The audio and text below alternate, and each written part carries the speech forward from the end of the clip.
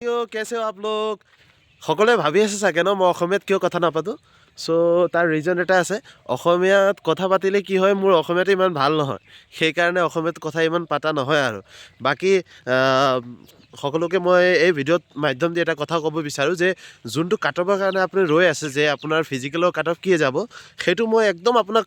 নিশ্চিন্ত হৈ পেলাই দুটামান নম্বৰ কৈ দিম এ বি আৰু ইউ বিৰ কাৰণে স্পেচিয়েলি এ পি আৰৰ কাৰণেও ক'ম মই এ বি আৰু ইউ বিৰ কাৰণে কৈ দিওঁ যদি সেইটো আপোনাৰ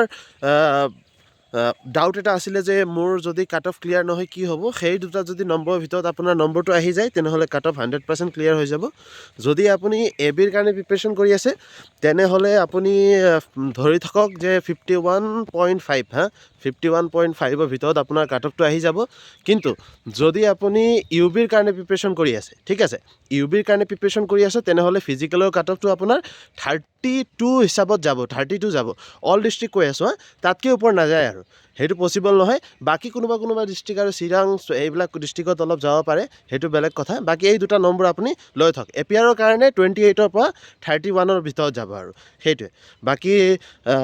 नेक्स्ट वीडियो की तो एटत कथा पातिम और आमी ये विषय बाकी जय हिंद साथियों हिंदी थोड़ा अच्छा लगता है बात करने आपसे क्योंकि उसमें फ्लुएंसी थोड़ा ज़्यादा है तो मिलते हैं नेक्स्ट किसी वीडियो में जय हिंद।